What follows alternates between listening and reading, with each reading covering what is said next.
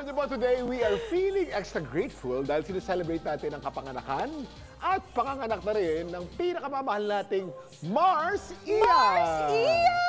Yes! It's Mars Iya's birthday today! Mars, Happy birthday! Happy birthday! Naku, alam mo yan ang goal niya talaga in life, kuya. Oh. Na bago siya tumuntong sa edad niya ngayon, Kailangan? matapos na yung kanyang 4 na anak. At nagawa naman niya. Alam mo talagang achiever talaga si Iya. Yes! But as we all know, nagpapalakas pa itong si Mars natin. Pero siyempre naman, meron pa rin tayong pa-Mars, pa-more birthday surprise for her, whether she's here or not. Mars Iya! Natanggap mo na ba ang pinadala namin? Yay! Mars pa more family! In fairness sa inyo ha, may pa-cake kayo. Bagong panganak ba yan? May Diba? pa-flowers kayo. Well, hindi naman I love namanas. you guys, and I miss you guys so much! Ano ba yan? Miss na miss ko na kayo, pero alam niyo naman, here I am, still recovering from my Recovering yung delivery. dating mo na yan? At Ang ganda namang nagre-recover nito, kuya. Parang hindi ako ganyan nung nag-recover ako. Thank you for my cake, bongga. At eto na siya. Eto na siya. Yeah! May pasilip! Oh. Baby Astro! Ayun! How peaceful! Baby Astro! Sana ganyan din siya matulog sa gabi. He actually looks like you. He looks like Kaya you. ako nag-makeup para matago ng konti yung haggardness ng 4th trimester. But guys, thank you so much for making my day special. Even if I'm not there with you guys, I super miss you. At syempre, dahil sobrang ko nga kayong miss, hindi pwedeng wala ako dyan sa anniversary natin. Kailangan nandyan ako!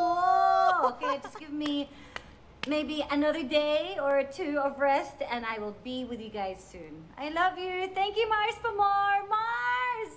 Mars! I miss you guys! We love you, Iya! We love you, Mars! Love you, Mars! Magkikita talaga tayo ulit very, very soon and we can't wait to see you again. At syempre, kitang-kita naman natin ang glow sa mukha ng ating pretty mommy.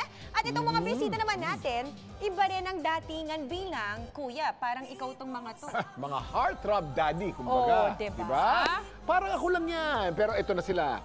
Ito na po, please welcome the handsome, macho, Pancho Magno and Mark Hera! Let's go, mga cars! Good morning, Daddy Cars! Morning. Bakit ready ka na bang sumayaw, Cars? Parang Gusto mo sumayaw? warmed up Gusto mo? na, ha? Gusto ni So, how Pancho. are you guys? We're Kumusta good, ang we're mga good. daddies natin? Ano bang mga kaganapan nyo lately? Galing bang lock-in or full-time bang nag-aalaga sa mga anak? Ako full-time ngayon kasi kakatapos lang umerin ng Artikulo 247. Okay, congratulations Thank by the you, way, thank you, Pars. thank you, That was thank a you, good Rating so run. high all the time. Yes. Salamat po, salamat. Talagang So yan, that's so ako ngayon very focused on taking care of my son. Sobrang 24/7 hands-on kami kasi yung mommy ni Nicole, si Nana Weng, bumalik na ng Amerika. Okay. So talagang wala na kaming katulong, wala nang tumutulong sa amin. Tumutulong sa inyo.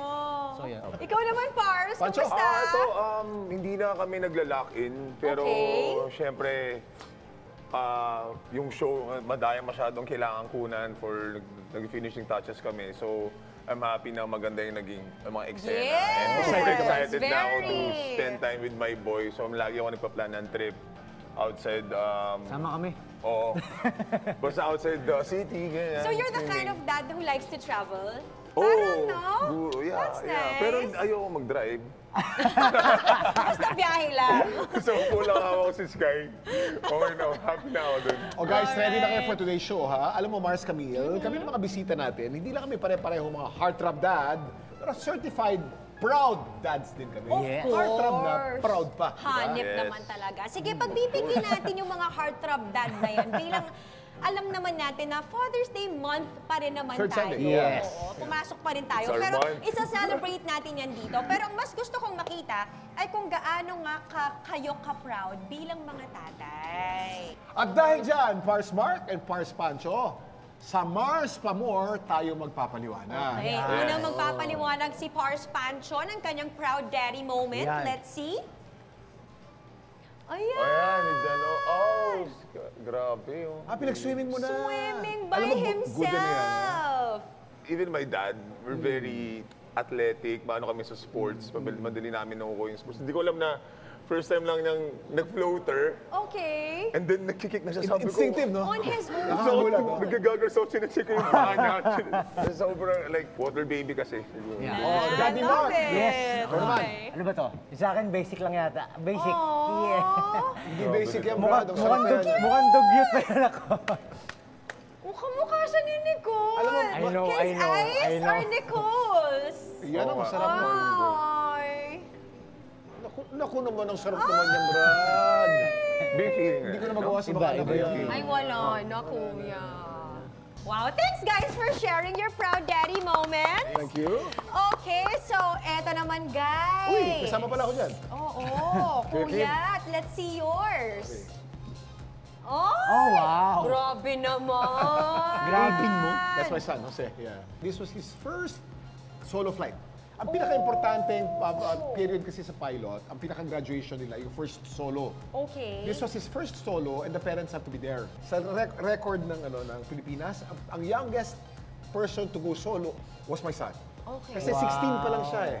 Pero yung lisensya niya, nakuha niya when he was 17. Yes. So my son is a licensed pilot eh. Grabe. Kaya na-realize na gusto niya maging Bata pa bro.